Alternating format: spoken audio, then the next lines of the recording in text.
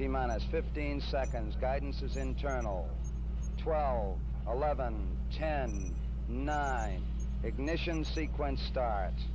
6, 5, 4, 3, 2, 1, 0. All engine running. Liftoff. We have a liftoff. 32 minutes past the hour. Liftoff on Apollo 11. Roger, we got a roll program. Tower cleared. Roger, roll.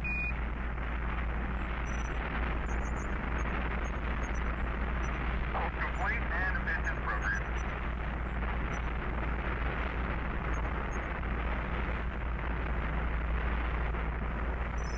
One Bravo.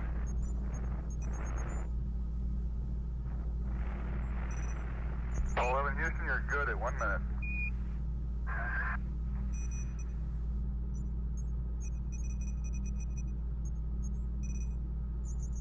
Shutdown right on time. 1.4 by 103.6. Roger, shut down, and we copy 101.4 by 103.6.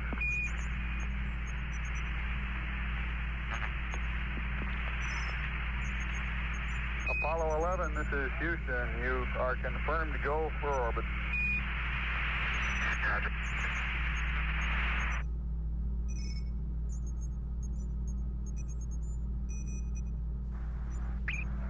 Apollo 11, this is Houston. You are go for TLI, over. Apollo 11, thank you. Roger out.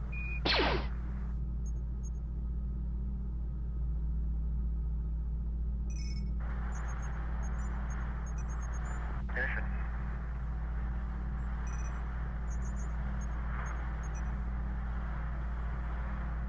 We confirm ignition and the thrust is go.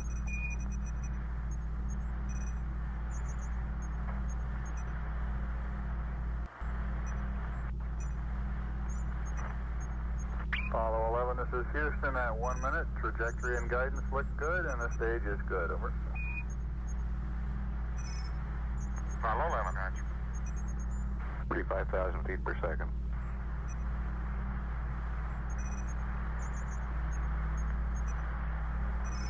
Cut off.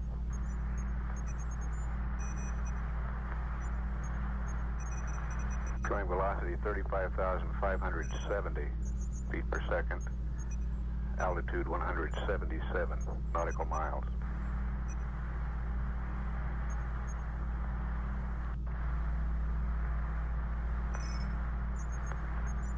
Houston, Apollo 11, that Saturn gave us a magnificent ride.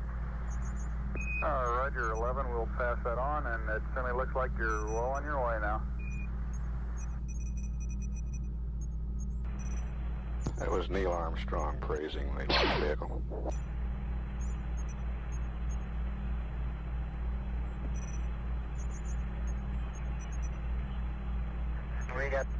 We have no complaints with any of the three stages on that ride. It was beautiful. Roger, we copy. No transients at staging of any significance, over. That's right. It was all a good ride. Houston, roger out. Apollo 11, this is Houston. For your information, we expect the maneuver to separation attitude to begin at 3 plus 05 plus 03 and to be completed at plus 09 plus 20. Separation at 3 plus 15 plus 00.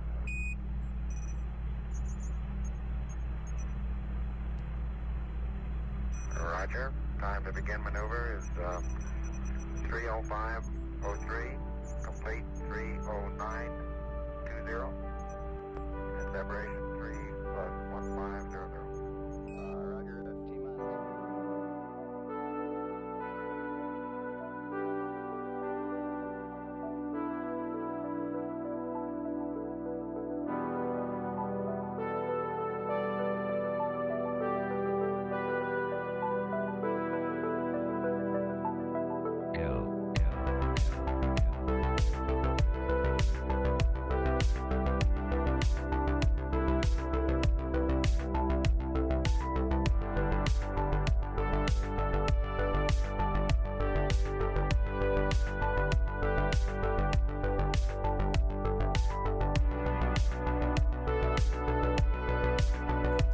go for launch.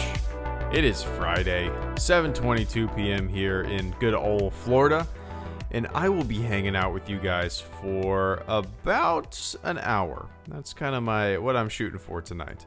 So I hope you had a fantastic week, gearing up for a fun weekend. Tonight, I'm going to be doing a little hour stream, and then probably watching something. I'm not too sure what we're going to watch tonight. I might rent Joker, but I'm pretty damn tired, so we might just have some beers out on the back porch and enjoy the new house. And we'll probably end up doing that. But welcome one and all. Thank you so much for tuning in this Friday night. Vince Wynn and Caleb Kim, thank you guys so much for the first super chats and channel supports of the stream. I appreciate the hell out of it. Vince Wynn says, indoor when the big guy goes get to the choppa. Wrong movie. But then you said, for real though, any scene with Luke and Yoda. Yeah, that's, whenever there's a Luke and Yoda scene, that's kind of what I always think of when I think of the Force. You guys know this, right? I'm HelloGreedo. I don't think of super jumps or force lightning or incredible superpowers. When I think of the Force, I think of Luke and Yoda. I think of that subdued kind of like mindset of the Force, Oh, one sec. Vader's path. You can be your own person. You're not your parents. That scene means a lot to me personally. Make your own mistakes and learn from them. Hell yeah, there you go, Jamie. For sure. I appreciate that. Give me one sec. I can't pick an all-time favorite, so a recent favorite is Luke's walk out to face the First Order with Williams the Spark playing. Just the awe of the rebels looking at him, the music swells, etc. Could be my all-time favorite as well, A3. Could be. Give me one sec, guys. I appreciate the patience. This is a fun topic to discuss for sure, so I'm sure I'm going to be very long-winded tonight, which is that's always the case, right? But yeah. Whenever I think of the Force, I think of like a Luke and Yoda scene. I think of a Luke and Yoda scene where we kind of discuss the mindset of the Force. Force isn't a superpower. It's a mindset. It's it's a way of being. And whenever Luke and Yoda are kind of conversing or going through the training. Anything that comes out of Yoda's mouth is basic, just pure wisdom, right? And that's kind of how I love the Force. But yeah, I appreciate that, Vince. And Caleb Kemp, my favorite scene in all of Star Wars is when Vader turns on the Emperor in pre-BR release before Lucas added in Vader saying no, it's perfect. Yeah, it's that silent redemption, right, Caleb? That's one of my all-time favorite scenes as well. Just that entire lightsaber fight is my favorite lightsaber fight. But that moment of you could call it a redemption, but that moment, that before the no, which just kind of like that scene before the no was just so perfect. You saw the contemplation on Vader's mask. He was looking at his son and looking at the Emperor back and forth and back and forth and back and forth, and then he goes and lunges and saves his son. He said all he needed to say without saying a single word. He didn't need to yell no, right? That was one of the dumbest changes for sure. But I love that entire sequence, man. I love that entire sequence. For me, I think I have 3 favorite scenes in all of Star Wars. I'll get to it after I read A3s. I think I'll lay that out there after I get to A3 Super Chat. But yeah, Caleb, I appreciate that, man. And Mimi, thank you so much as well. Luke and Yoda on Octu, it's such a strong scene. I couldn't agree more.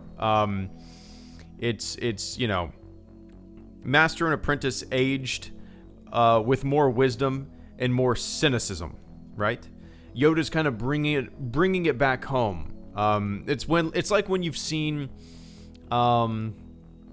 either like a family friend or maybe a friend's parent and you haven't seen them for a very long time, or even a teacher. I've had teachers that I absolutely loved from the past, and you see them years later and you look up to them. You wonder what they're up to, and they hope you've done well. And it's kind of like these Luke and Yoda. I don't know. It's just a really powerful moment for sure. Yoda's just he's not trying to convince him of anything, really. He's just trying to, he's basically saying, calm down. Calm down. It's going to be okay. But, yeah, man, I love that entire sequence. And that was such a pleasant surprise sitting in the movie theater for that, Mimi. I did not expect to see that at all. And the way it was revealed as well was a lot of fun, too. You know, the slow pan across and you just see the glowing ears. And it was just such a, like, holy hell moment. It was so unexpected to me, and I absolutely loved it. But yeah, I appreciate that, Mimi. And Jamie Lee Claus, thank you so much for the super chat and channel support this evening as well. My favorite scene is when Luke rejects following Vader's path. You can be your own person. Sorry, I had to take a sip there. You're not your parents. That scene means a lot to me personally. Make your own mistakes and learn from them. Yeah, I mean, it's funny that two people so far have brought up one of my favorite scenes in all of Star Wars, but that moment between the Emperor and Luke and Vader, and when Luke kind of snaps, you know, what I love about that scene, that lightsaber fight, is the lightsaber's barely used, you know. It's all about dialogue. It's all about confrontation, and you know, Vader is toying with Luke. If you will not be turned, perhaps she will. And Luke pops up in a moment of pure rage and yells never, and just starts swinging for the fences, bashing on his father, eventually, you know, laying his father out, knocking his hand off, you know, seeing that they're very similar, and then realizing that he does not want to become what his father ultimately became. He let the rage get the best of him, and he recognizes the fault of doing so. And he throws away his lightsaber. You know, I'm a Jedi like my father before me. You've failed, Your Highness. Extremely powerful, you know, charting your own path, and recognizing before you make the mistakes, the mistakes you're about to make, you know. It's fantastic. But, yeah, I love that entire sequence, Jamie. That's, without a doubt, one of my all-time favorite moments in Star Wars. I absolutely love it. But yeah. And A3, thank you so much as well. A3 says, I can't pick an all-time favorite, so a recent favorite is Luke's walk out to face the First Order with Williams, the spark playing, just the all... where did it go? Oh, just the all of the rebels looking at him, the music swells, etc. So yeah, A3. I firmly believe that in the years to come, that scene will be one of the most powerful and memorable and just appreciated scenes in all of Star Wars. It's unique, it's different, it puts a different spin on the conventional lightsaber fight. There's meaning there. That potentially A3. I said a few minutes ago that I think I have 3 favorite scenes in all of Star Wars. I mean, I have a lot more scenes that I absolutely love, but there are 3 scenes that are so powerful to me. And one of them is Luke just gazing out at the twin suns on Tatooine. What path is he going to choose, right? There's 2 paths. Is he going to stay home, plow the harvest with his uncle, and kind of live a life that, you know, might be a good life, but, you know, that's not ultimate. He dreams of adventure. Is he going to go for the other son? The adventurous son. You know, there's so much symbolism there that I don't know if it was intentional, but there's so much symbolism to read from that. I absolutely love it. The other scene is the scene that I've talked about a lot already tonight. Oh, one sec. With Han and Ben. The powerful moments between a son struggling with his own identity and his place in the galaxy, and a father trying to bring his son home. Hell yeah, Dalton, that's super powerful. Super powerful. Give me one sec. So my second favorite, or not my second favorite, these are in no order, but another one of my favorites is the scene that I've talked about a lot already tonight. Luke and Vader and the Emperor at the end of Return of the Jedi. It's a very, very powerful confrontation. And then my third probably all-time favorite scene, in no particular order, is Luke confronting Kylo that on Crate. That moment is so powerful. It was so unexpected that I will never forget the feeling that I had when I saw that in the movie theater, realizing what was happening. You know, as it happened and just going, wow, what a powerful twist. What a fantastic twist. I mean, that is going to be one of the scenes, I firmly believe this, that is dissected for a long time to come with Star Wars. But yeah, I appreciate that, A3. And Sam, thank you so much, man. For me, the duel between Luke and Vader in ESB. Yeah, that's really like, if you think about it, sure, we had Obi-Wan and Vader in A New Hope, but that was kind of like the first really elongated lightsaber fight that we saw a little bit more of things. We saw some objects being thrown around. We saw it was a little more grand, right? Yeah, that's a really, really great scene as well. And it's it's the big reveal too, right? That's one of the things that is, for me, the most memorable. That's probably the most memorable from that entire confrontation. Is the big reveal. Do you ever have to say spoiler alert ever again, Sam? I don't think you ever, because it's just a part of the zeitgeist. It's so ingrained in culture that Vader is Luke's dad, right? Is anybody other than like kids watching Star Wars for the first time, is anybody going to be surprised by that, or are they already going to know? You know what I mean? I don't know. It's like somebody watching Star Wars for the first time and not knowing what Jabba the Hutt looks like, right? I mean, the special editions kind of ruined that with A New Hope, but that surprise, I think, is gone forever and ever, just because it's a part of culture. It's the meme, you know. But yeah, it's a fantastic scene, Sam, for sure. And very well paced out, I think. Dialogue heavy. A lot of tension there, for sure. But yeah. And Vince Wynn, one of my faves is when a teary-eyed Anakin is staring out the window of the council chamber. It's if he sees his dark future coming over the horizon. Teary-eyed Anakin staring out the council chamber. What movie is that in? I'm going to type that exact phrase. Teary-eyed Anakin, council chamber. Nothing's going to come up, right? Denied the rank of master, is that what you're talking about? Or 10 Years of Revenge of the Sith? I do not know the prequel scene for scene as I do the OT. What scene is that from? What film is that from? Sith? It's from Sith, Vince? Okay. It's really interesting to me, Vince. Well, I guess, you know, I can understand. I don't have that same emotional punch with the prequels as I do with the OT. And I haven't extensively watched them like I have the OT, obviously. So I can't remember scene for scene for scene for scene. But when was it? Right before he confronts Mace. Okay. So he's making a decision there, right? He's perhaps realizing what he's ultimately going to become, you know? As you said, if he sees his dark future coming over the horizon, and maybe he thinks he's doing the right thing, but he's going to regret. Maybe there's a little bit of regret, a tinge of regret there, right? Almost as if he can't help himself. Interesting. I would love to go through and watch all the prequels again. It's been probably. Since I actually sat down and watched all of the prequels, I'm going to say it was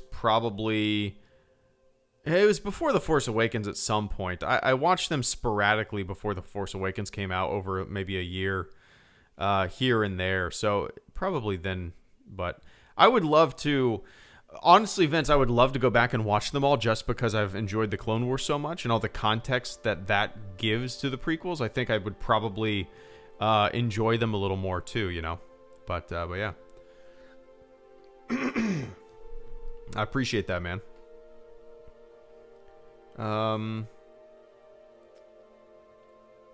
Jeremy. Oh, absolutely. If you not be turned to the dark side, then perhaps she will. Never! Hell yeah. Cosmic Reader, thank you so much. My favorite scene is when Maul confronts Kenobi for the last time in Rebels. It's like an actual samurai battle you see in some films, quick but effective and has a bigger meaning. So, I don't think I've gotten there, right? Cosmic Reader, I don't think I've gotten there. I'm on season 5, episode 6 now. So I don't technically think I've gotten there yet.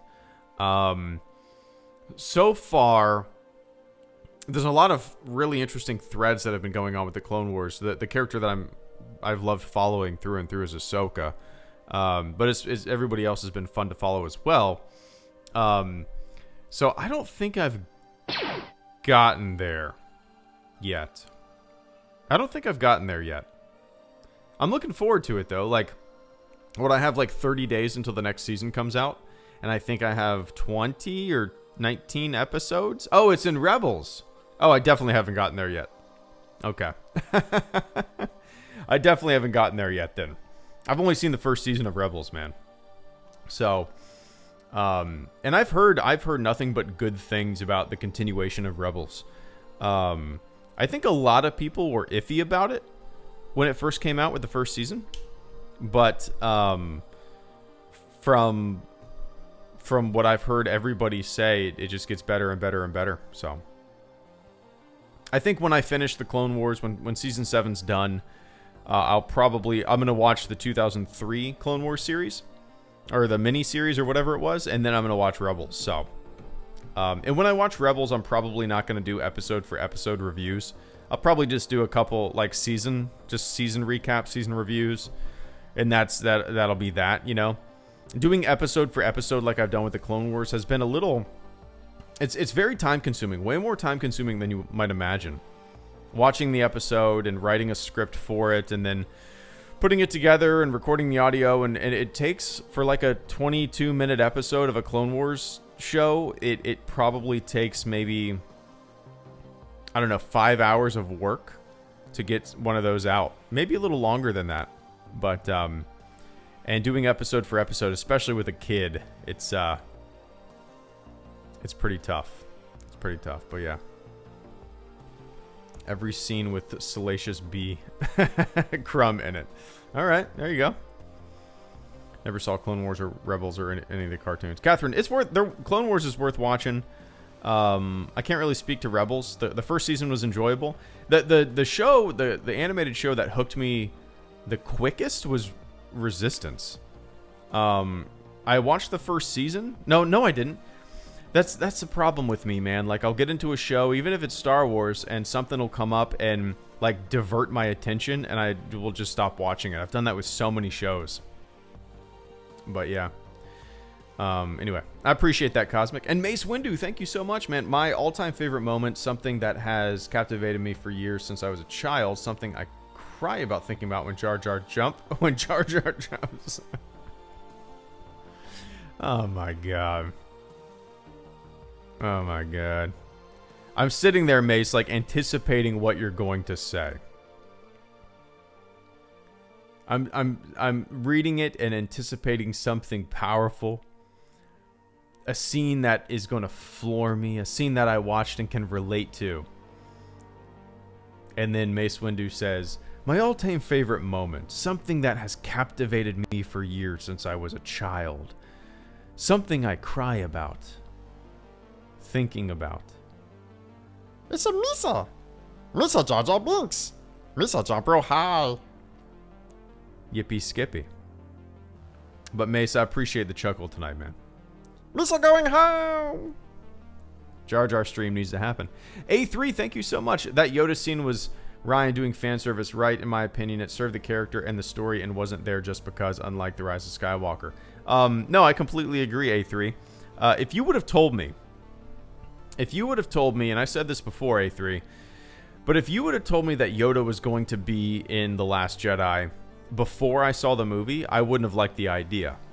You know, I like new. I don't like throwbacks and callbacks and fan service and cameos. That does nothing for me.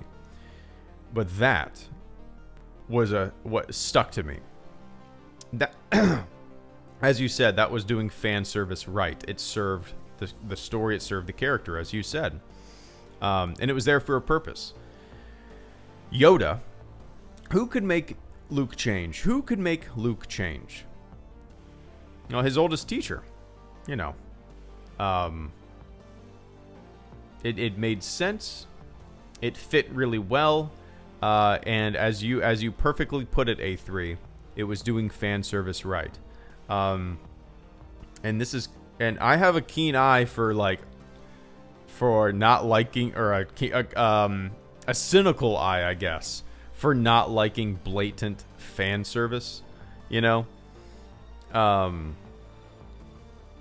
And that moment didn't bother me whatsoever. I loved it. I absolutely loved it. But yeah, A3, I appreciate that, man.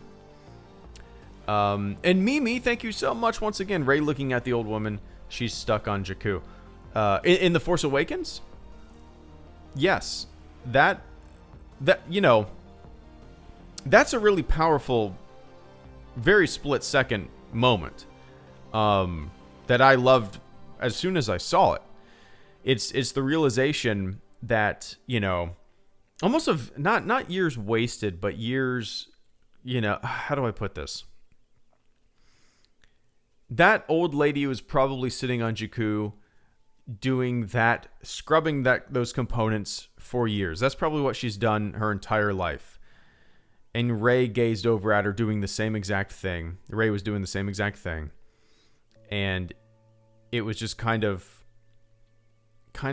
just maybe a moment of realization, like, that's my future. She's looking at what she thinks is her future. You know, she doesn't know what's to come.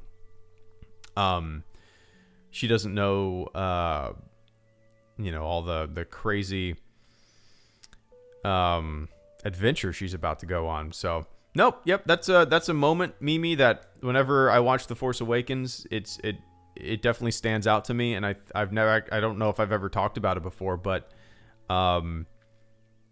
it's a great little way for Rey to potentially see her future, you know. I thought it was interesting for sure. And Dalton Compton, thank you so much as well, man. Mine would have to be the scenes with Han and Ben, the powerful moments between a son struggling with his own identity and his place in the galaxy, and a father trying to bring his son home. Yeah, and even more than that, you know, his dad is Han Solo. Perhaps he's trying to live up to the reputation of Han Solo in the opposite way, you know, rebelling against, as kids often do, rebelling against their parents and their wishes and whatnot. It's not as cut and dry and simple as that, of course, but yeah, the scenes between Kylo and Han are fantastic. You know, it's the scene when Kylo kills Han, his dad, in The Force Awakens is so gut-wrenching, because Han is more vulnerable than we've ever seen him before. This is completely vulnerable Han. He is walking into this situation completely unarmed and just, you know, disengaged, and he is walking to his son with nothing more than hope and love. And we have never seen that from Han before. It's a really powerful moment for sure. The conversation that they have as well, you know, come home. Your mother misses you. I mean, it's gut-wrenching for sure. And in The Rise of Skywalker, I loved the almost recreation of that scene that they had with Kylo. When Han was standing in front of him, this is a memory. Ben is reliving this moment. And Han is almost saying, it's almost like the same dialogue as The Force Awakens. Ben is literally reliving this moment and doing it the way he wished he would have done it. You know, he's kind of recreating the scenario in his mind. It's a very, very powerful kind of, those moments are very powerful for sure. Ben! It's fantastic. But yeah. Is that the first time we heard found out his first name? Is that the first time we found out his name? When he yelled Ben? It might have been. Was it? I can't remember. If it was, that's a great little reveal there too. I feel like it was. I can't remember. But yeah. Anyway, I appreciate that, Dalton. Yes, it is. Okay. Yeah, that's a really great reveal of a name too.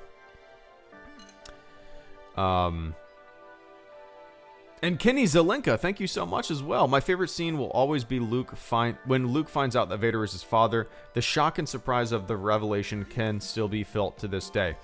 Absolutely. I mean, it's as I said earlier, it's a part of culture. It's a part of the zeitgeist. It's so ingrained in everybody that is anybody ever going to be able to watch Star Wars again for the first time without knowing that information? You know, it's kind of funny.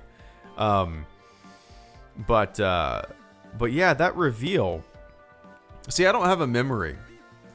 I don't have a memory the first time that reveal hit me. I feel like, you know, I watched Star Wars at such a young age that I don't really have memories before it. I mean, as most of us probably did. I was probably watching it at 2 and 3 and just continuously watching it from then on. And I like literally don't have memories before Star Wars was in my life. So I don't remember that reveal. I don't.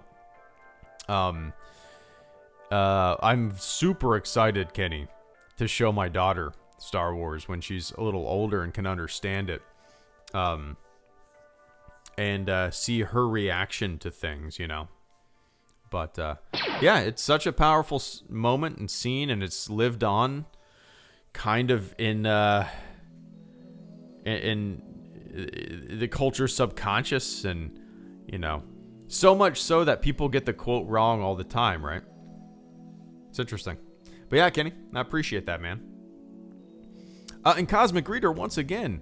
Also, if you watch the video of the voice actor of Maul talk about that scene, you might appreciate it more. Okay. Sam Witwer, right? He no. Does he? Yeah. Let me look this up. Do do do do do do do do.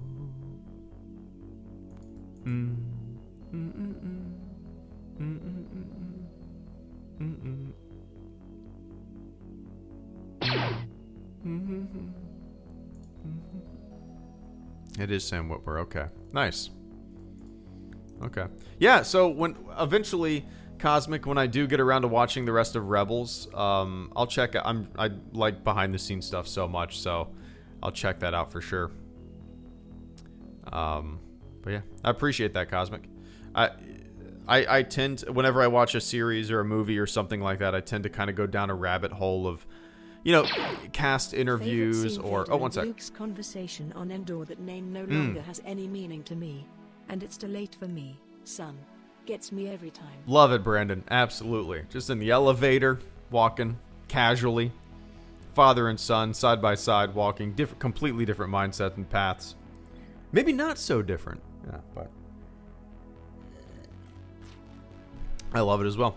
Give me one sec, guys. As usual, I am super long-winded. So, let's see. Cosmic, like Oscar Rodriguez, Jake, Sapity, Oscar, Jamie, Brandon, and A3. I appreciate the patience tonight. Yeah, I'm a long-winded son of a bitch, and this is a fun topic of conversation, so I'll be talking long about some of these things. But I appreciate the patience, guys. Alright, where was I?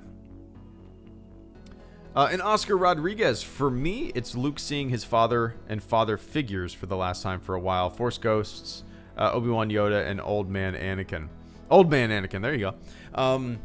Yeah, that was a really just kind of great way to kind of close everything out, and you know, the scene ends and the credits roar. You have Obi-Wan and Yoda there, and Anakin fades in. Sebastian Shaw fades in.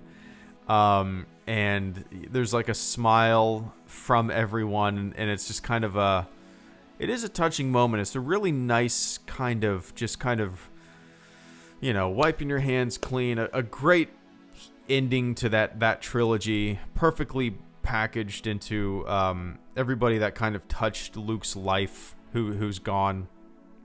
As you said, father and father figures, standing there and kind of admiring what their son did, right?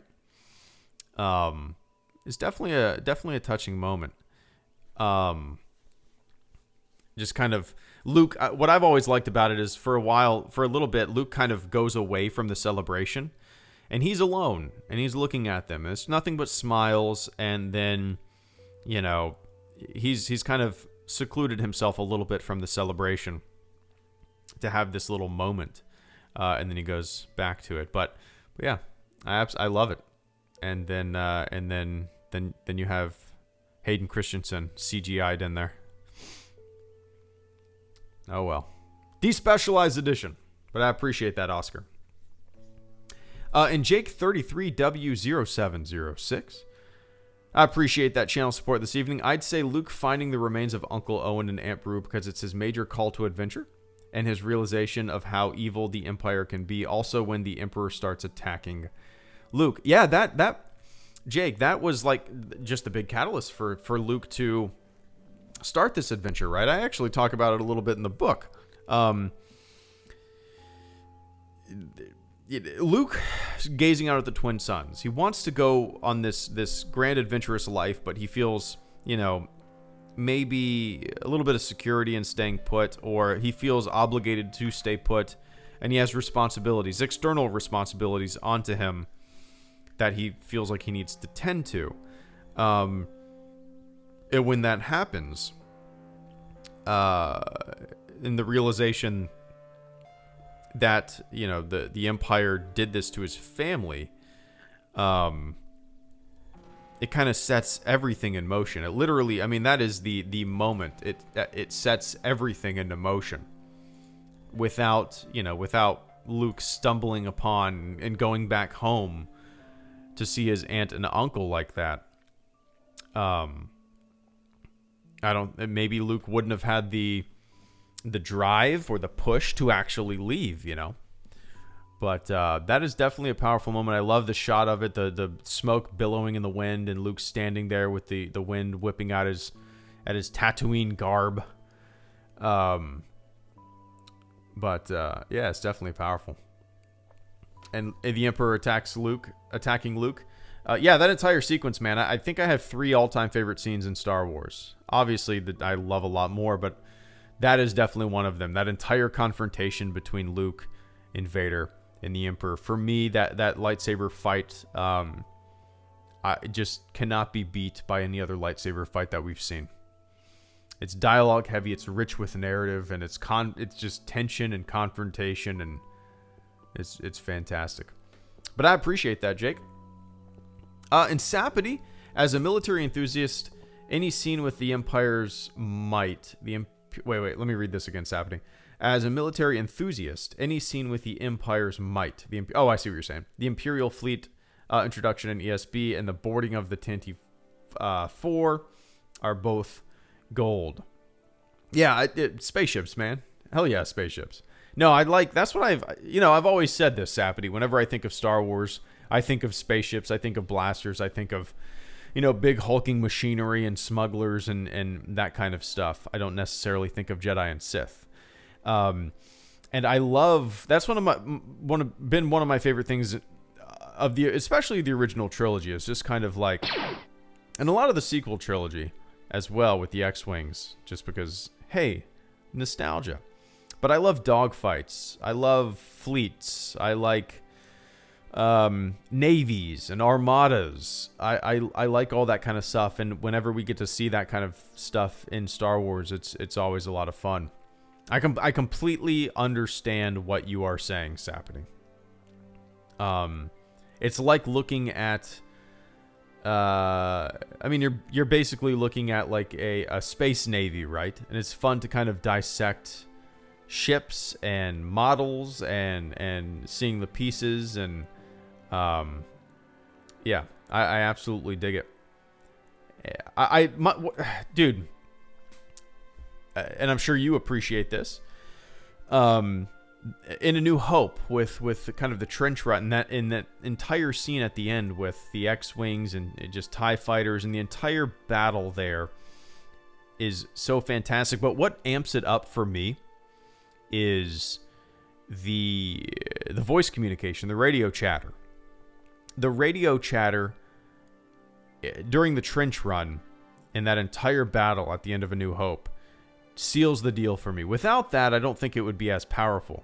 That radio chatter, that realistic radio chatter, just makes it just that much more lively, you know? I love it. Absolutely love it. But yeah, I appreciate that, Sapity.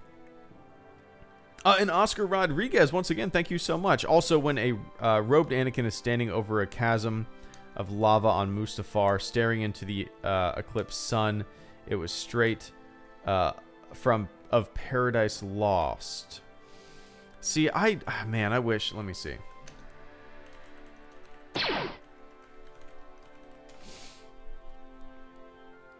Darth Vader watching the sun. Oh, somebody actually wrote a little thing about it. Oh, interesting. Okay, I vaguely remember this scene. As I said earlier, I haven't really. I don't have the memory of these as I do with the OT. Darth Vader watched. Somebody said Darth Vader. Who posted this? Pleiadic Shadows said Darth Vader watching the sun on Mustafar is like a reverse binary sunset. Even does the head turn like Luke. Interesting. It's like poetry, it rhymes there. Interesting. I'm gonna have, man. Like, if I'm not watching the Clone Wars and I didn't watch a lot of the Clone Wars already, I don't know if I would have this big desire to watch the prequels. But because I watched the Clone Wars and because I've seen so much of it, other than season 6, really, I want to jump back in and experience those movies in kind of a different context, you know. But yeah, I'm looking at a screenshot of that scene, Oscar. Yeah, I need to sit down and maybe and watch those again with a little bit of Clone Wars context in there, you know. But yeah, I appreciate that, man. And Jamie Lee Claus, Episode 9, Chewbacca's reaction to Leia's death. Ouch. Yeah, that was pretty gut-wrenching for sure. Absolutely. And not only that, his reaction to Han's death in The Force Awakens. Chewie has experienced a lot of loss. Huh. He may have experienced more loss than anybody in the entire franchise. Yeah,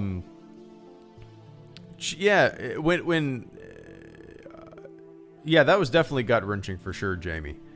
Even when he reacted to Han's death in The Force Awakens, he lets out a roar, and then that kind of like immediate sadness, that immediate feeling of just dread and loss turned into him just running and gunning and getting what I can only describe as super pissed off. It was that was equally gut-wrenching, you know. But yeah, I appreciate that, Jamie. I'm ready for episode 9 to come out on home viewing. Definitely want to give it another watch. And Brandon Gray, good to see you, man. Thank you so much for the channel support this evening. Brandon Gray, favorite scene, Vader and Luke conversation on Endor. That name no longer has any meaning to me, and it's too late for me. Son, gets me every time.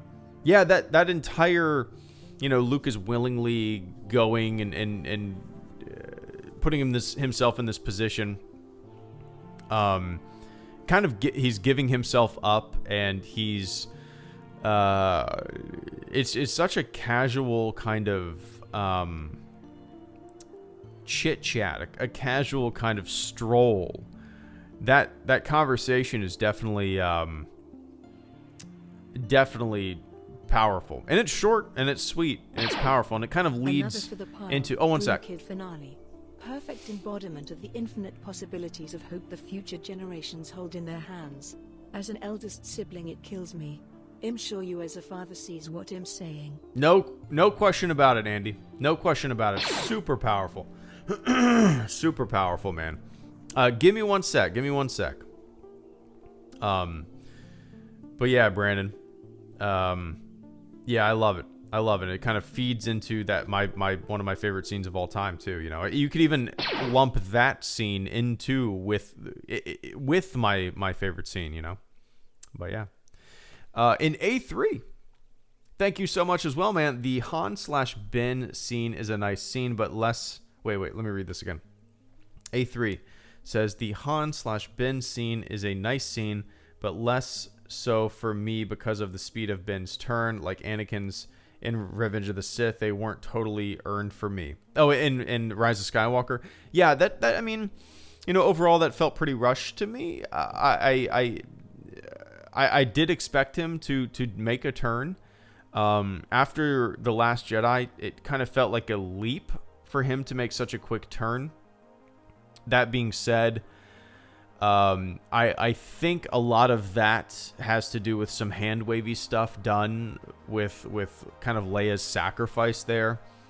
I ultimately think, and I've actually never looked at any kind of dissection of Leia's sacrifice or scene or whatnot. From The Rise of Skywalker, from any YouTuber, from any article, from any Twitter, whatever. I took it as Leia kind of sacrificing herself to turn Ben and show him the way and make him realize the kind of the wrongs of the path that he is on. So in a sense, yes, maybe it was quick, but if you lump in Leia's sacrifice and that kind of hand wavy explanation, I guess it makes sense to me, you know. But yeah,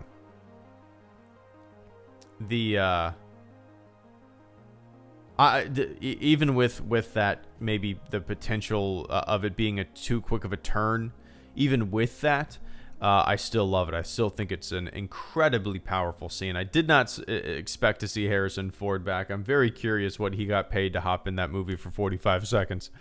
But it was a super powerful scene, for sure. Maybe that is what Leia, you know, brought to kind of Kylo's subconscious, you know, the memory of his father, you know.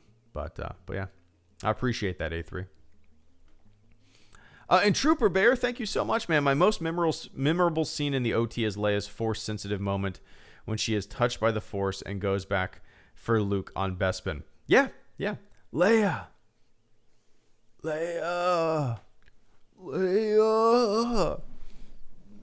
Yeah, that's such a...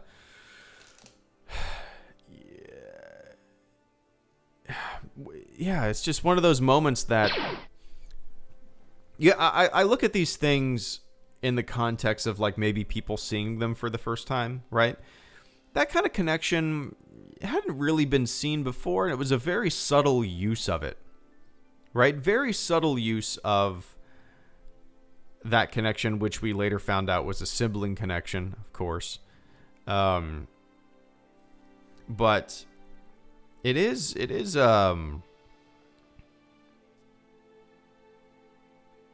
The moment when Leia, I'm picturing the scene in my head, the moment when she realizes that Luke is kind of communicating with her and she senses something and she feels this calling to turn around and go back. I'm trying to put my head in the space of seeing that for the first time. Like, it's like, imagine seeing a lightsaber for the first time, right? Everybody takes them for granted now. They are just a thing that people swing around in a lot of movies. But imagine seeing that for the first time. Imagine seeing some of these Force powers subtly used in the OT. Imagine seeing that. And that one would be... definitely would be pretty interesting to see for the first time. Imagine if the internet existed back then. All the speculation. Holy shit. Can you imagine all the speculation that would have been posted all over the internet? Goodness gracious. I'm sure there was a whole lot of speculation around lunchroom tables, right? But could you imagine the discourse on the old internet? But yeah, I love it, Trooper Bear. I love me some Cloud City. Dude, I love me some Cloud City. One of my favorite locations in all of Star Wars. I love it. And Casual Exxon, thank you so much, man. Han and Greedo scene. Han was my favorite character when I was 6, and I would reenact the scene with my dad at the plastic picnic table all the time. Hell yeah, man. I mean, you know that I have a deep love for that scene, and I also have a deep, just a painstaking, gut-wrenching feeling about that scene too. That all the tinkering and toying with that scene as well. It's like, dude, Casual. It's almost like I've grown to love that scene as it was. I've grown to love that scene overall more and more and more and more and more and more and more because it's been tinkered and toyed with. Do you know what I mean? Like, I've thought about that scene so much more than I maybe would have if it never was touched, if that makes sense. But yeah, I love that scene. The entire, not only that scene, but the entire, you know, the cantina around that scene was such a unique, I mean, this has been talked about a billion times to death, but what a unique location, right? What a unique, it's a spaceport, a bar in a spaceport. It is as if you went to the Jacksonville airport, you went to the Delta terminal, and you sat down and ordered a couple beers, and you just got a bunch of aliens around you. You know, I love it. It's a little truck stop on a planet in the galaxy, and I love it. And that confrontation is really neat. That confrontation just shows you the type of guy Han is. You know, shoot first, ask question later. Save your own skin. I completely love it through and through too, Casual. But I appreciate that this evening, man. One sec. Let me take a quick sip. And there we go. One sec.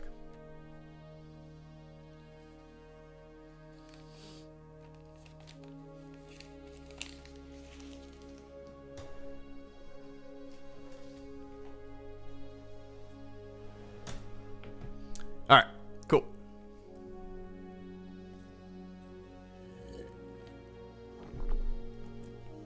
There we go. All right. Amera Freedom TV, thank you so much, man. My favorite scene is the first movie, A New Hope, when Ben Kenobi hears his first name spoken again by Luke. There's such a sense of wonder. Yeah, there's a sense of like on Alec Guinness's face, a sense of like kind of fleeting memories, right? Like, oh yeah,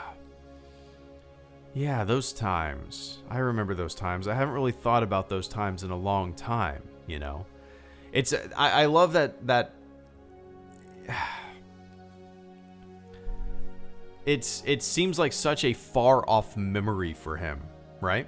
It seems like such a far off memory. Let me take another sip. Dude, I'm super thirsty tonight.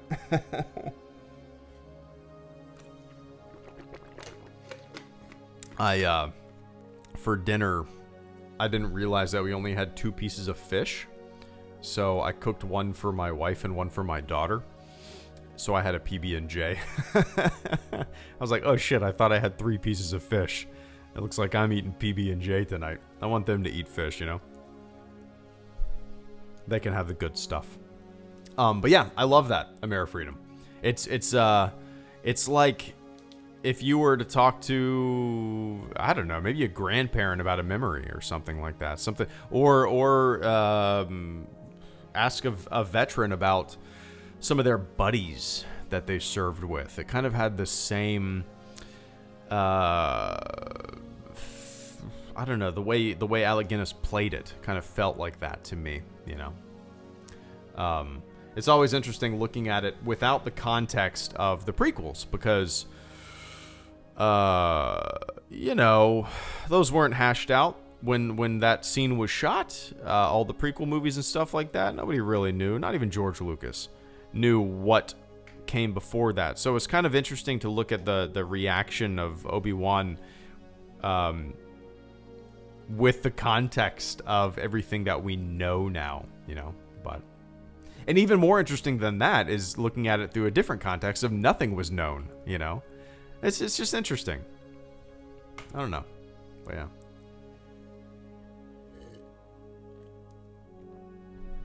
And Fofo Nablis, thank you so much, man. I like how in TLJ the Force is not just a superpower, but I hate how in The Rise of Skywalker JJ basically turned it into a superpower. Yeah, that, I mean, dude, I've said for a very long time, Fofo, that that the Force has never been a superpower to me. The way I've always described it is being, I love the Force being kind of like Eastern mysticism and like 60s, 70s hashhead mysticism, a little sprinkling of magic on top. Whenever it turns into like superpower stuff, it always leaves me behind because it doesn't interest me. I do not care that the Emperor shot Force lightning into space and paralyzed a bunch of spaceships. Shit does nothing for me. It does absolutely nothing for me. I don't know. I don't know why. The bigger the Force power, the more crazy the Force power. Oh, one sec. Jedi where Luke turns himself in. Vader igniting his son's new saber, the turmoil over whether or not Vader has any good left in him, and the very end where Vader just is contemplating. Hell yeah, Big Mac. Hell yeah. Give me one sec, man. Give me one sec. But yeah, I'm with you, Fofo. Like, whenever I think about the Force, I think of like Yoda in The Empire Strikes Back Force. You know, that's what I think of when I think of the Force.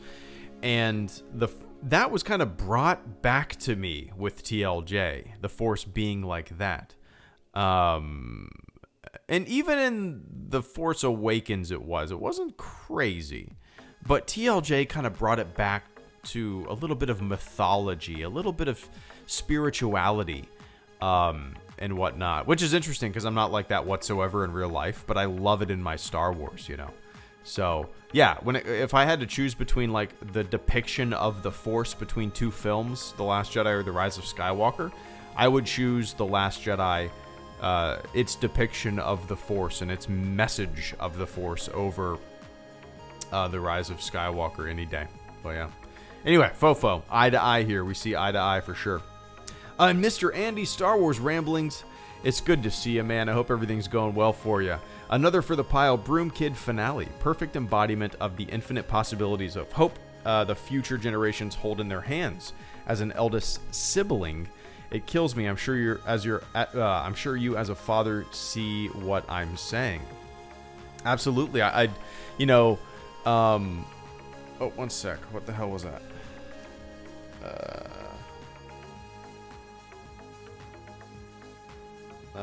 Hold on, sorry, man.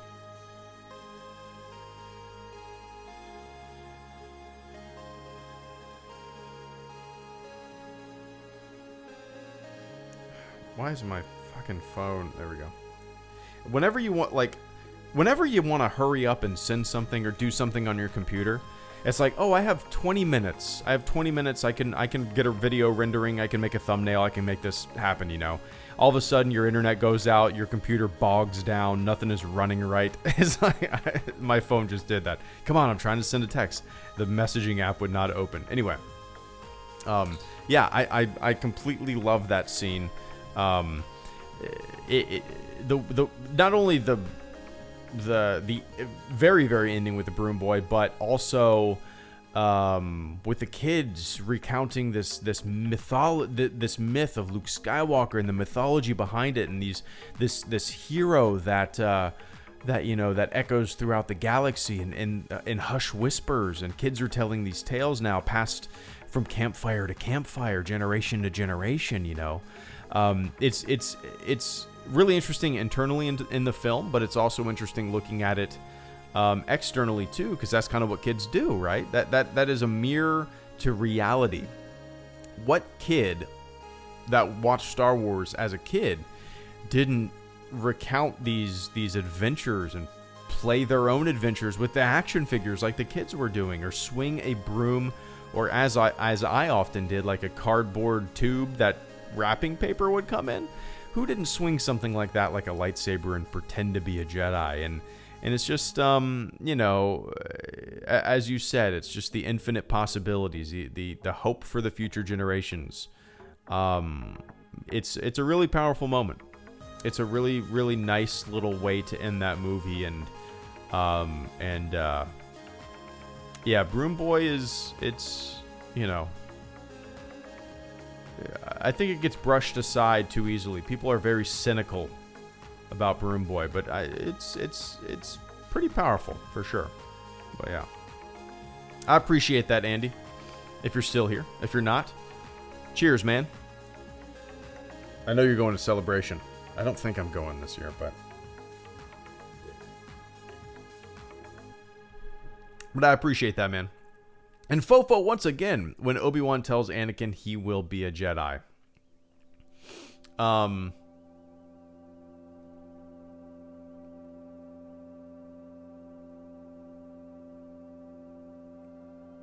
What? I'm trying to think what movie. Are you talking about the end of The Phantom Menace? What movie particular movie are we talking about?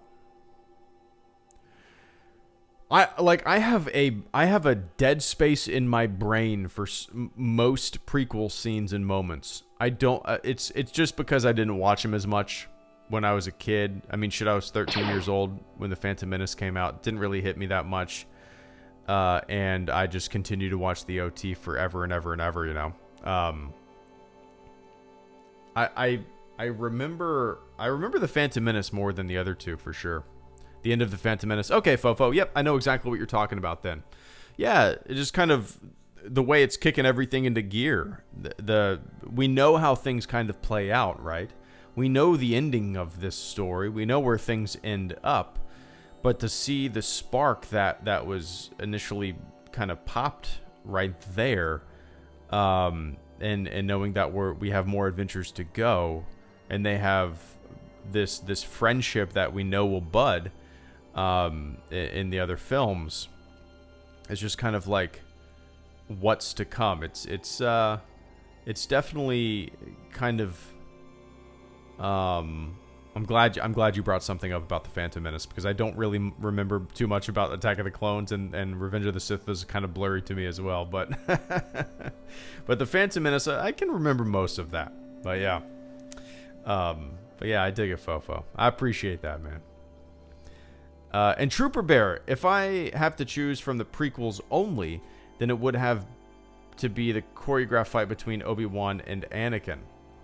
See, yeah, the things that I like about that are the dialogue, the very short dialogue between them. There was a lot at the beginning, of course. You know, you were my brother, all that kind of stuff was great. That was great. The fight itself was so over the top. I completely understand why people like it, but something like at the end of Return of the Jedi, right? It's the lightsaber fight is very, very subdued in Return of the Jedi. It's all dialogue heavy, and it's did I just burp? Why do I keep doing that on live streams? It's so stupid, you dumbass. Because I've had a beer. That's why I can't help it. Yeah, like that lightsaber fight is so much more powerful to me, and it's such a subdued and subtle lightsaber fight compared to, like, holy shit, the sky is falling, lava is everywhere, they're jumping on beams and surfing USA, you know. It doesn't really do much for me. I like where the dialogue is. I like the dialogue between them where there is dialogue, but that super over the top stuff, Trooper Bear, you know, maybe it's I don't know why. I don't know why. It's like watching a video game, and it didn't hit me the way that I think it hit most people. I think I'm definitely in the minority when it comes to that scene. Like I said, if it was chopped up and it was more dialogue heavy and it was more of a conversation and more of a confrontation between friends that are having a falling out, and it's not just over the top surfing USA lava, then I probably would have liked it a lot more. But yeah, I completely understand why you would most people would probably love that scene through and through. But yeah, man, I appreciate that, Trooper. And Caretaker Wanted, thank you so much as well. When Jar Jar steps in the poo. That's your favorite all-time scene, Caretaker? Okay, day. Mr. Jar Jar Binks. Oh, no. What else can I say? You used to say people gonna die? What else can I say?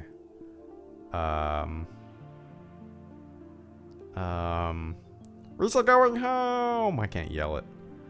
What else can I say?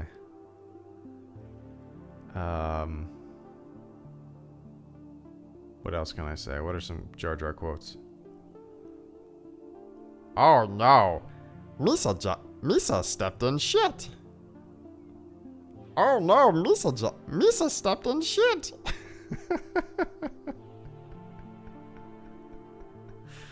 Yeah, I do a decent Jar Jar impression. I don't know why. It's kind of I do a decent Elmo impression for my daughter. Hi. Oh, I can't do it right now. What's your name? Hi, how are you? Oh, hi, what's your name? Okay, day. Excuse me. But yeah, Caretaker, silly son of a bitch. Jamie Lee Claus, Jedi Fallen Order's Vader apprentice. Holy shit, I almost crapped my pants out of a mixture of joy, fear, fascination, and admiration. Same for Rogue One. Yeah, the end of Jedi Fallen Order, I'm not going to say that it was unexpected to me because I got spoiled that happened, and I did not get spoiled by I didn't get spoiled by like anybody on Twitter. I didn't get spoiled by any review or YouTube video or anything or thumbnail. What spoiled me about the end of Jedi Fallen Order was a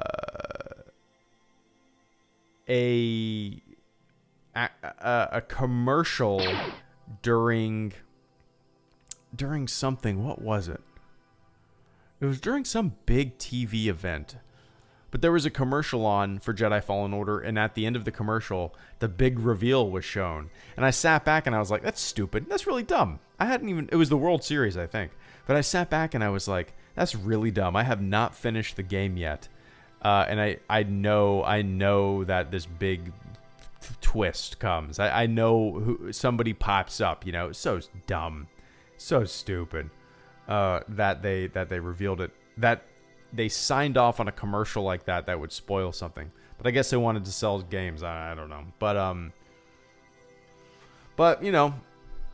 I loved it. Jamie, I've been wanting to do another playthrough of Jedi Fallen Order at some point. At some point when I get my office fully set up and I'm in the mood to play some more games. I almost had to remember where my Xbox controllers are. They're downstairs, but for whatever reason, man, I haven't really been in the mood to play very many games on streams lately since we moved into the house about a month ago. I've just been kind of in the mood to hang out on these streams and shoot the shit. Eventually I'm probably going to I haven't played any of the new Rise of Skywalker Battlefront 2 content. In fact, I don't even think I've downloaded the updates. So I need to dive into that at some point. So maybe I'm going to be doing a stream on Saturday, probably around like 12 or 12:30.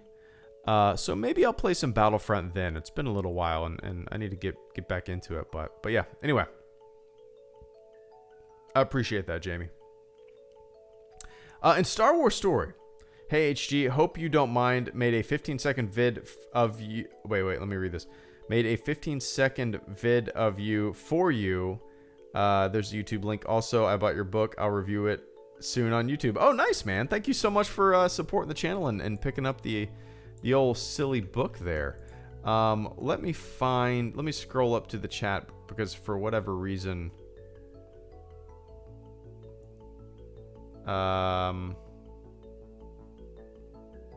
Oh, wait, hold on. This is all out of order. What is going on here, Star Wars Story? Let me see. Oh, hold on, guys. My super chats are all out of whack here.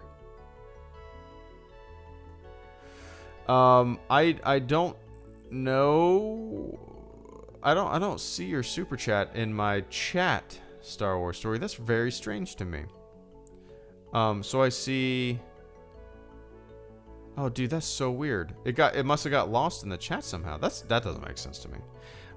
So Star Wars Story and then Big Mac.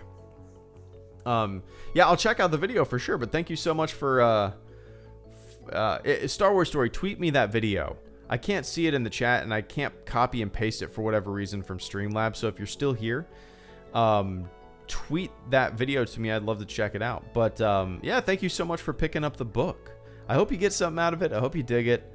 Hope maybe you find a little bit of inspiration and some silly stuff to laugh at and roll your eyes at. So yeah, once again, thank you so much. As I've said a million times, the reception to it has been mind-blowing. Mind-blowing, man. Every once in a while, I checked today the Amazon listing, and there's more reviews up, and one of them I posted on Twitter a couple hours ago. I cracked up at because somebody, let me read it. The review said, come on, phone. The review said, a veritable fun box of a book, a ripping tale from cover to cover. HelloGreedo really dives into his childhood, his Navy deployment, and his love of Star Wars. It makes the reader absolutely feel as if he or she is actually reading the transcript of a rambling, semi-coherent live stream. 5 out of 5. I love the way the reviewer John phrased this. It makes the reader absolutely feel as if he or she is actually reading the transcript of a rambling, semi-coherent live stream. So, if you like these rambling, semi-coherent live streams, you might dig the book. But anyway, Star Wars Story. I appreciate that, man. And Big Mac 076, thank you so much as well. So I got Big Mac, Star Wars Story, Count Feedback, JSB, Travis, Desmore Quinn Reviews, and Falcon Fox. I appreciate the patience, guys. I'm very long-winded on some of these fun topics, which this one is definitely a fun topic. I've really enjoyed doing live streams like this lately. In the past, I would just title my live streams like, Let's Hang Out or Star Wars Chat.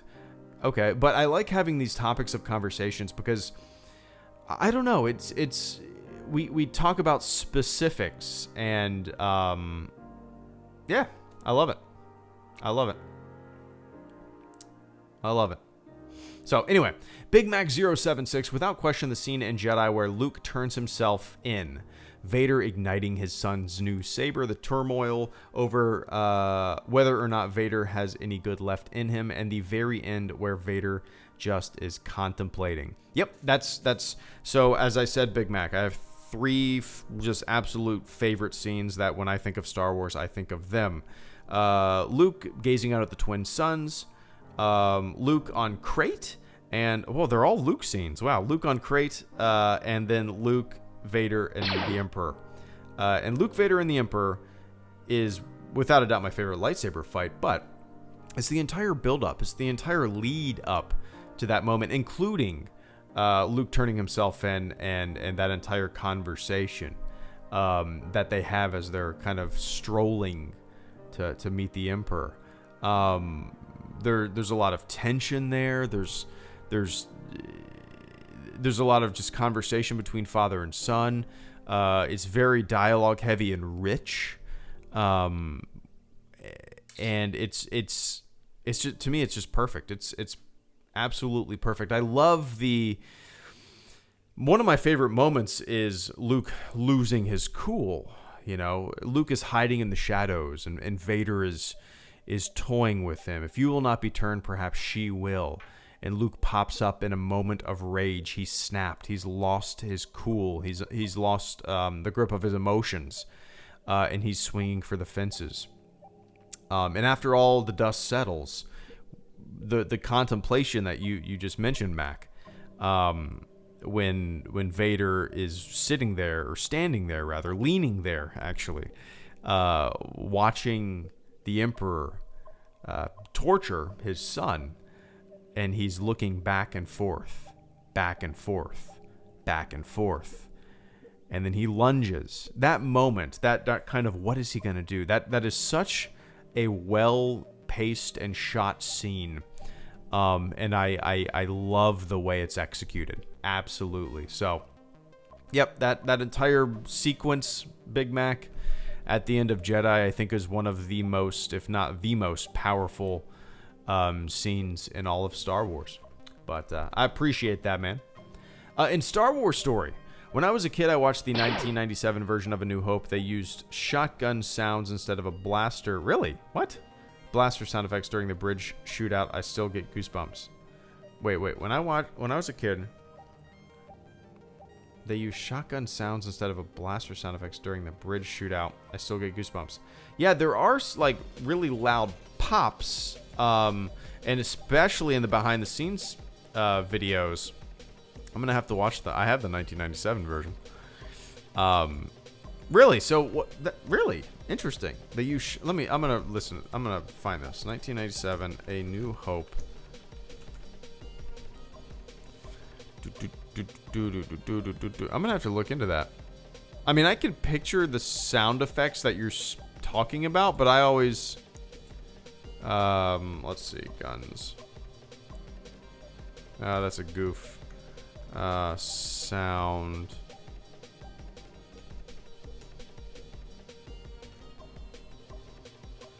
Appropriate sound of feet stomping and completed. Oh, Star Wars goofs. Oh, that might be a fun video to make. I just stumbled on a bunch of A New Hope goofs, movie mistakes. Oh, I love it. Okay, that's going to be a video series. But yeah, I'll check that out.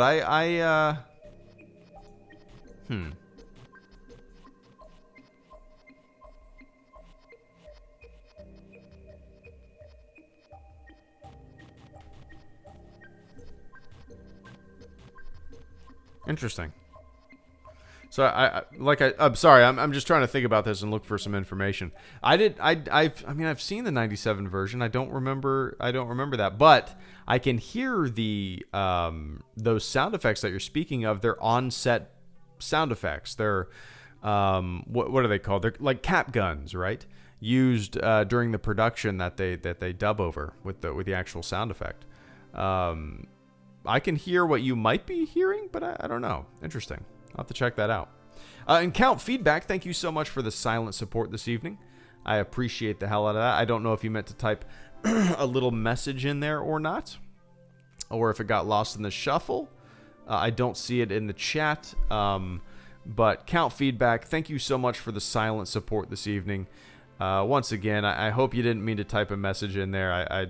And I hope you just wanted to be a silent supporter. And if you wanted to be a silent supporter, I appreciate it all the same, man. So thank you so much, Count Feedback, for the support this evening, man.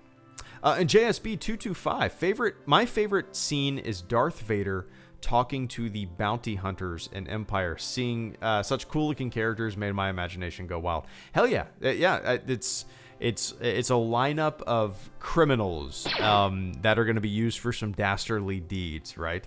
So I love that as well. It's kind of reminiscent of the Cantina scene, right? Just a bunch of wild creatures and characters with vastly different looks. It's definitely a fun. It just oozes Star Wars, right? It just oozes weird ass Star Wars and weird ass characters and whatnot. But yeah, I love that. That's a great moment, and it's kind of funny, JSB, how something like that, a scene like that, can just ignite the imagination of so many people. Not only that, but also breathe life into non-film material, right? You got like Dengar stuff and IG-88 stuff and Bosk stuff. These bounty hunters that appeared in that scene went on to live in the Star Wars universe through all these like non-film material things. It's pretty awesome. It's pretty odd. It's wild how a lot of Star Wars does that. You know, it just kind of like filters out through so many different facets after such a little short moment on screen. These minor characters begin a life of their own in a bunch of non-film material. But yeah, JSB, I appreciate that. And Travis House, thank you so much as well. When Palpatine is sitting in front of all the Jedi in Attack of the Clones, or Vader and Palp looking at Death Star construction. Let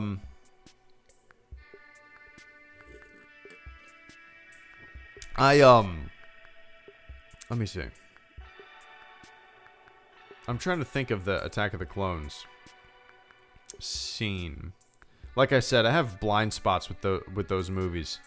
I, without a doubt, Travis, remember at the end of Revenge of the Sith, the Vader and Palpatine looking at the Death Star. CGI Tarkin is there as well.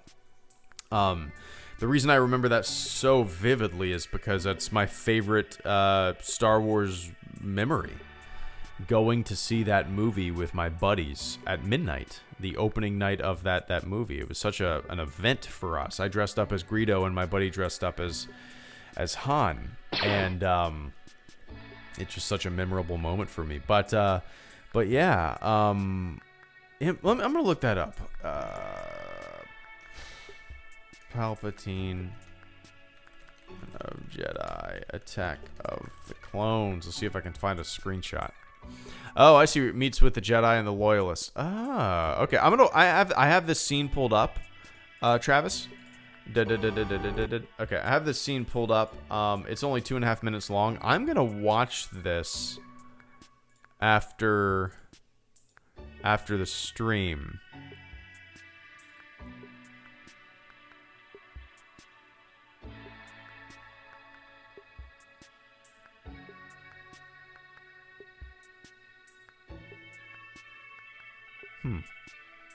Oh, he wasn't CGI? Oh, interesting. I always assumed he was. All right, I'm gonna watch this scene, Travis, after this stream. Little scheming, manipulative Palpatine here. Little. Oh, I'm the good guy. I'm the helper. All right, I have not seen this Attack of the Clones scene in so long.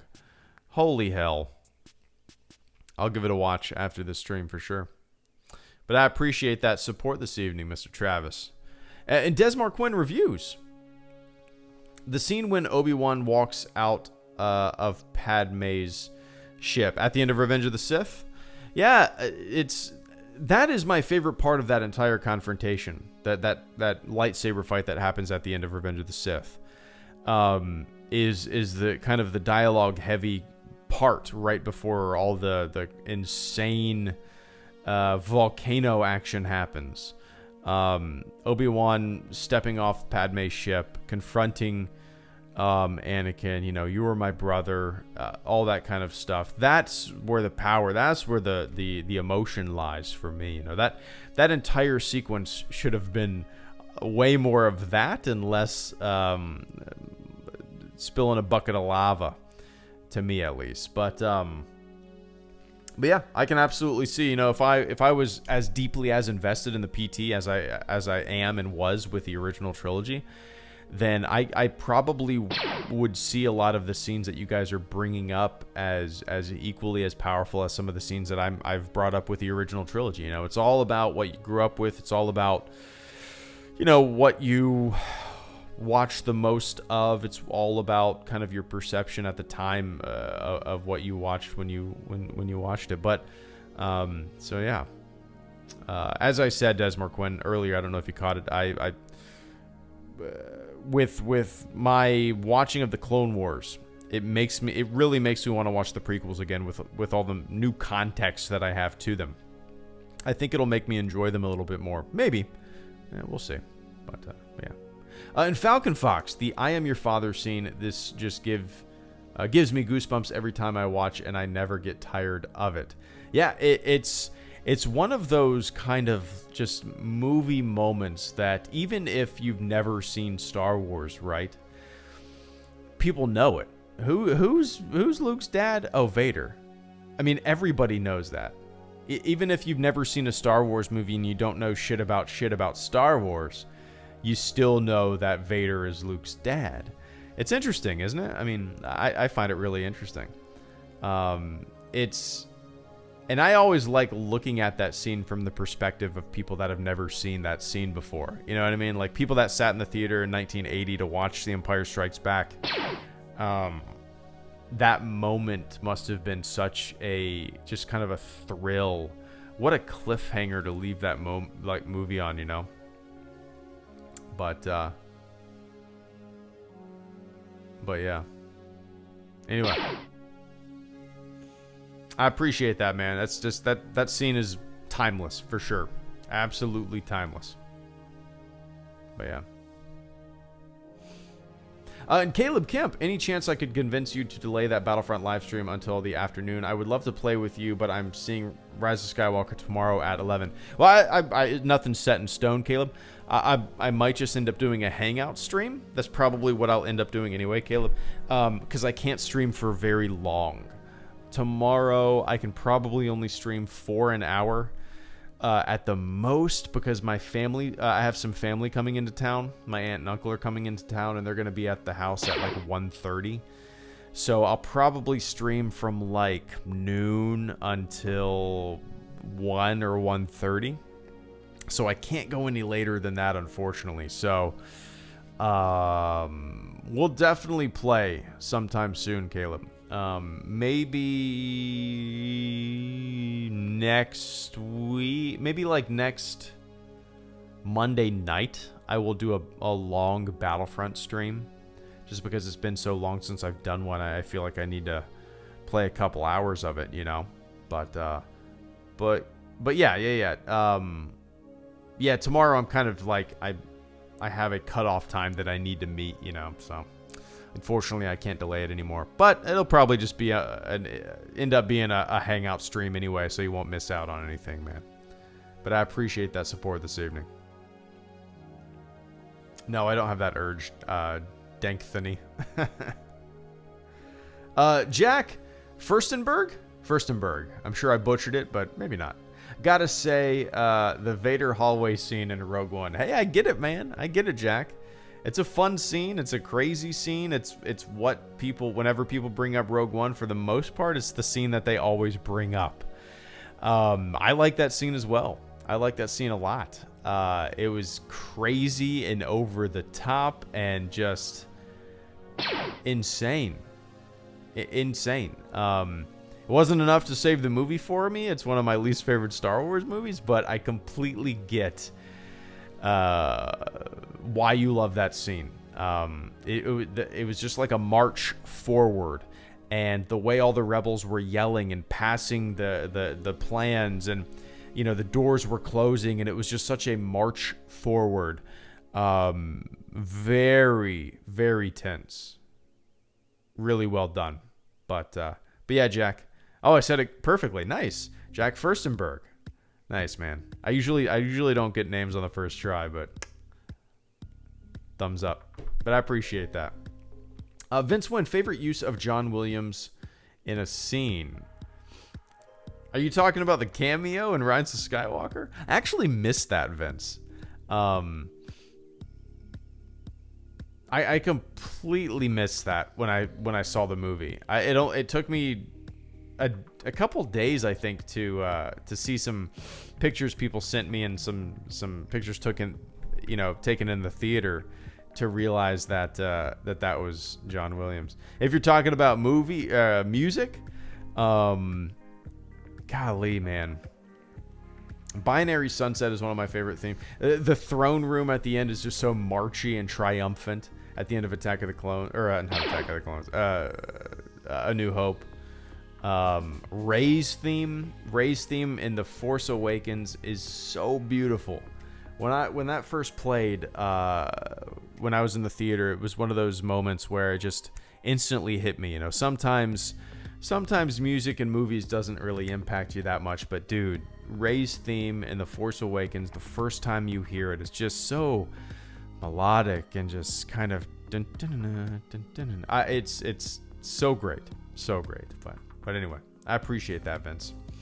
All right, JJ, Big Mac, Star Wars Story, Travis, Mega, Vince Win, Mark, and Travis. All right, guys, after these, I'm going to have to hop off, so I appreciate the support this evening. If you guys were going to send some super chats, please hold off, and I'll do a stream tomorrow afternoon and probably Sunday night as well, so... all right, guys, let's see. I got some popcorn to make, man. I can just taste it right now. I'm in the mood for some popcorn. Popcorn in a movie. Just Jedi. Thank you so much, man. Hey, HG, got a chance to see the Kenobi fan film. No, I still have it. Is this what I have bookmarked? Is that where it is? Yep, I still have it bookmarked right here. Kenobi, a Star Wars fan film, December 24th, 2019. I have not had a chance to see it. It's just, time management thing. I haven't had any time to kill. Tomorrow night, I might watch it, actually. I might watch it tomorrow night. So tomorrow I'm streaming during the afternoon. And then tomorrow night, we are going to get some dinner with my family that's in town. After that, my wife rocks my daughter to sleep, puts her to bed. So I'll probably have like 45 minutes to kill. So yeah, I'll watch a little bit of the Kenobi Star Wars fan film tomorrow night. I'll watch it. How about that? Send me a tweet. Well, no, it'll be way too late. Well, maybe not. Send me a tweet at like, I don't know, 7:30 p.m. Eastern time. And just say, watch it, and I'll remember. I have a bad memory, man. But yeah, I'll check it out for sure. He has a Han fan film, too. Really? Okay. I didn't realize that. He's made a lot of Star Wars fan films. Okay, nice. And Big Mac 076, I kind of meant the end of the scene on Endor, where Luke leaves the walkway, where Vader is staring off and just contemplating what Luke told him. I'm trying to...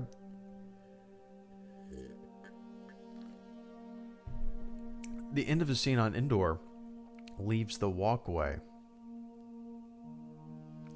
The very, very end of the scene.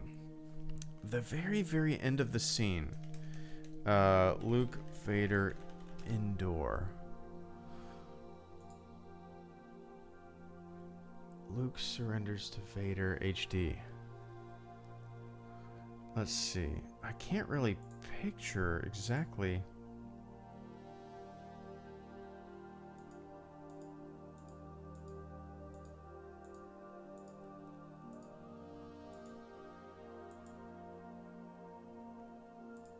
I'm watching it right now.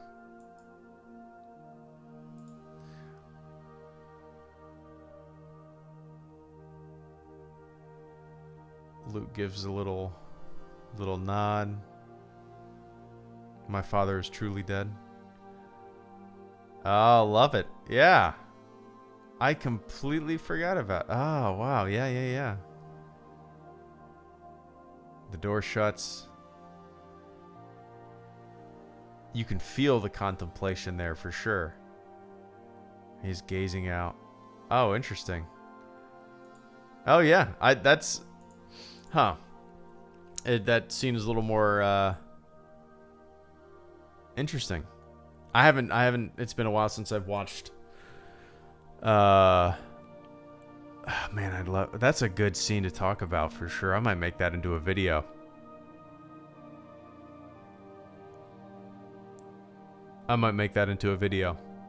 Yeah, that's that from then on, I mean, like that entire everything between Luke and Vader and the Emperor there, and that moment on the walkway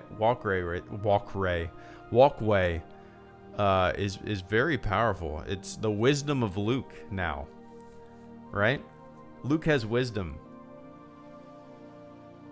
trying to convince his father in some roundabout way, maybe to maybe that's a little head game he's playing with his dad.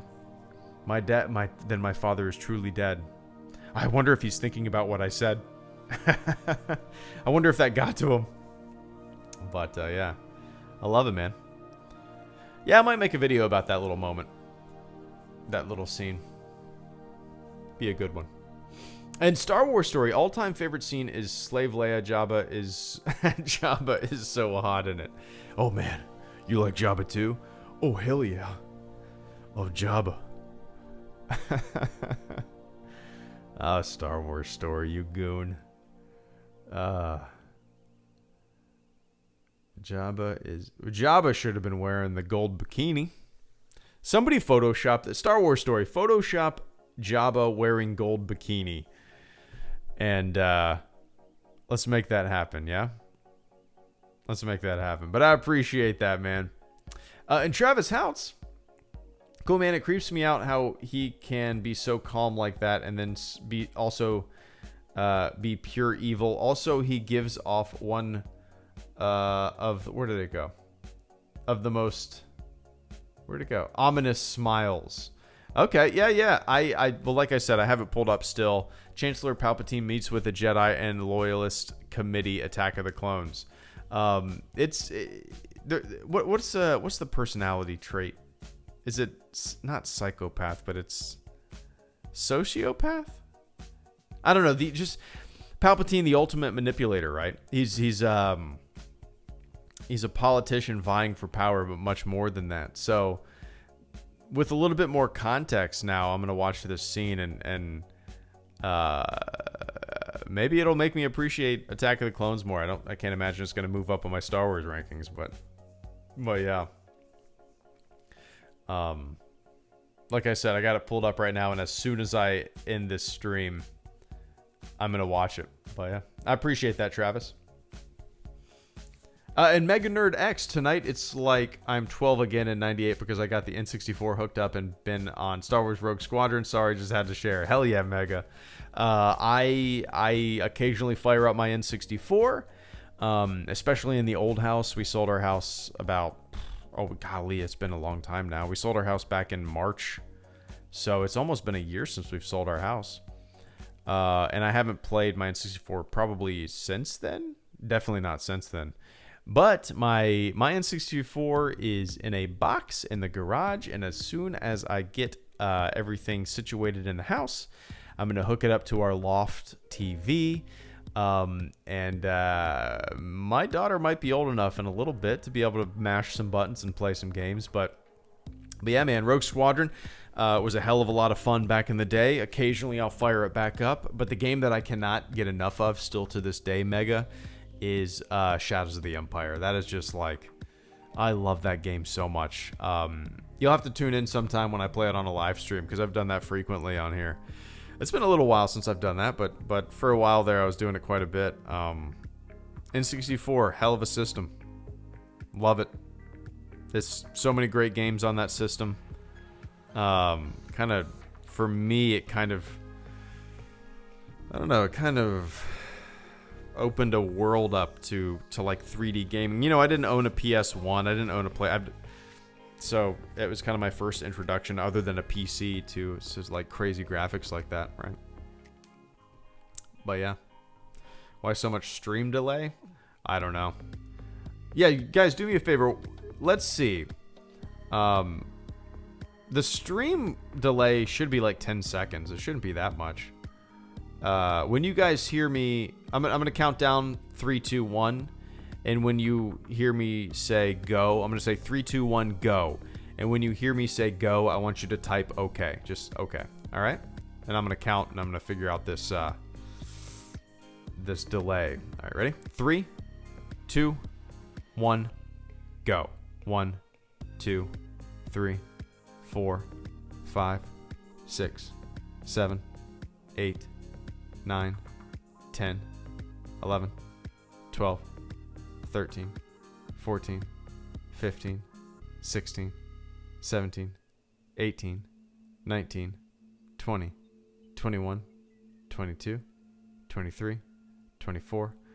So like 20, 23, 24 seconds. Jesus, okay. All right. So it's about 20 to 25 seconds.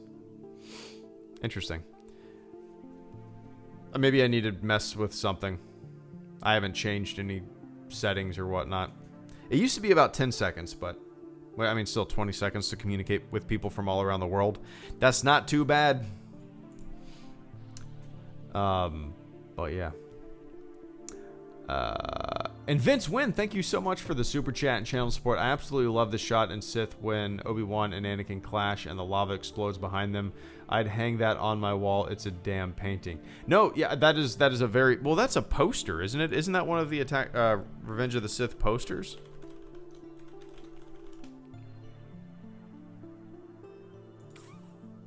Maybe I'm thinking of something different, but I could have swore. Yeah, here's a movie poster of. Yeah, I mean that's just visually beautiful. I cannot deny that. It's a visually, it looks cool. You know, it looks really cool. I mean, there's a lot of great visuals and a great. It's so over the top and whatnot, but little moments like that, absolutely. It's just. Yeah, that I mean. Yeah, the way you put it is perfect. It's a damn painting. That's a really good way to put it. It's a damn painting. That entire sequence is so over the top. But like a moment like that, I see a lot of fan art. Anakin versus Obi-Wan fan art. Let's see. Oh, wow, there's so much fan art of that exact moment with lava like spraying behind them.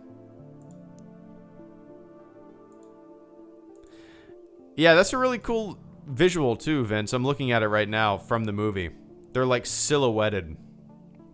You know, it's a really cool visual.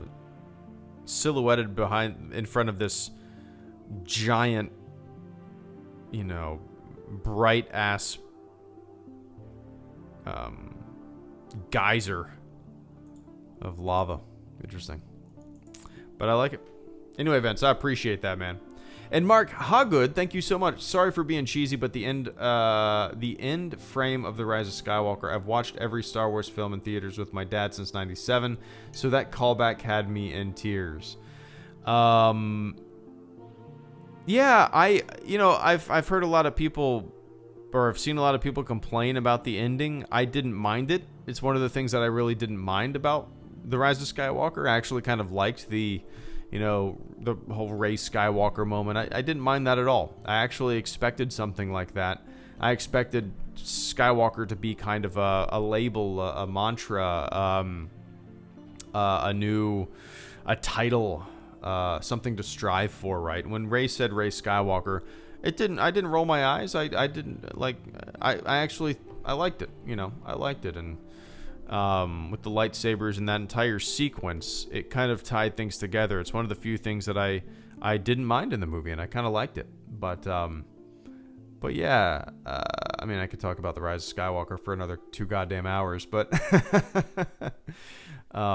so yeah, that the ending was I liked it. I did. It's one of the few things in The Rise of Skywalker outside of like Ben and Rey's relationship that I liked,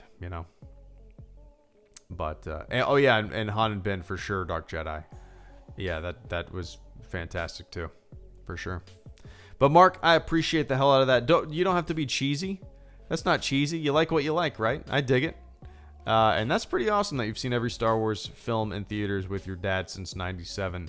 Little special edition release there with A New Hope. That's pretty cool. That's pretty cool. But I've probably seen them all except for I didn't see The Rise of Skywalker with my parents, my dad, but I believe I saw The Phantom Menace and Attack of the Clones with them. Didn't see Revenge of the Sith with them. I saw them with my buddies. Saw The Force Awakens with them, saw The Last Jedi with my dad, and I didn't see The Rise of Skywalker with him, but it changes when you have a kid, that's for sure. And Travis House, please watch the Palp meeting scene on stream. Also, the song during the Death Star construction scene is my favorite song in all of Star Wars. You want me to watch it on the stream? All right, you're not going to be able to hear the audio of it, okay? I'm gonna turn off my desktop audio, so you're not gonna hear the audio, but I'll watch it. Okay, I'll watch it and give a little commentary, I suppose. So I will hear it, you won't hear it.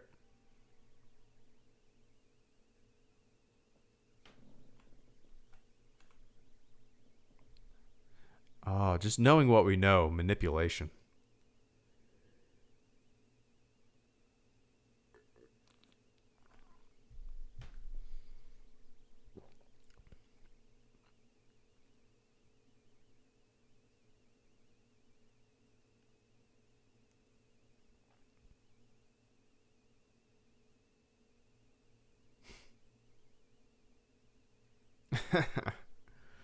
That,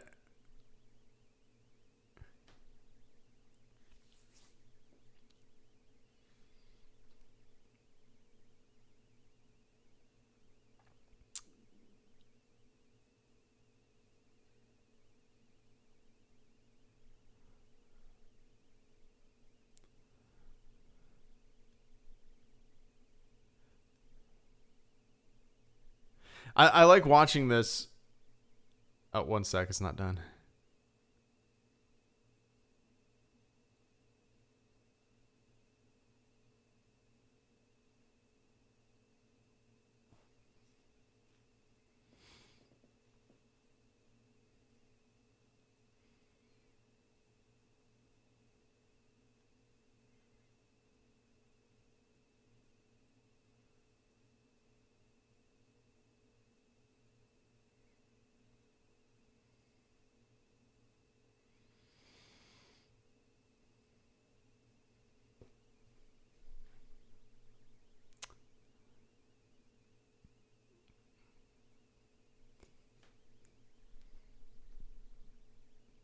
Sorry, guys.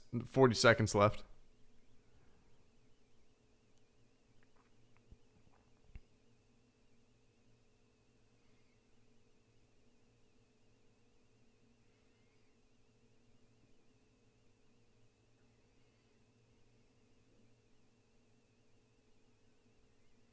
That little smile you're talking about.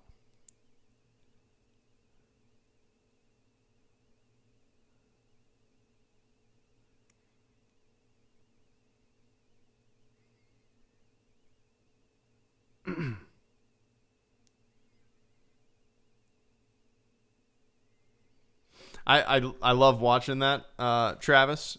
Knowing, I mean, it's fun watching that, knowing that what we know transpires later, right? What comes to fruition later with. Let me restart the song. There we go. What happens later on? You just see the complete oozing of manipulation there, right? For those of you who don't know, I just watched Palpatine in Attack of the Clones talking to the Jedi Council.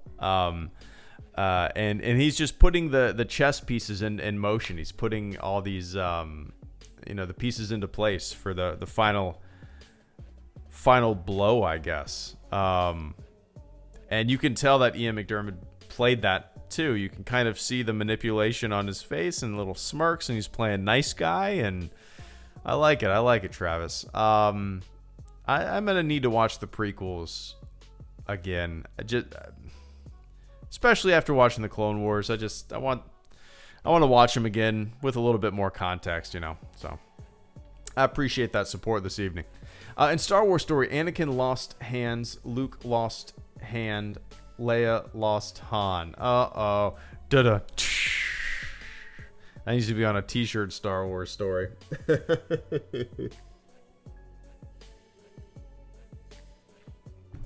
Oh, goodness.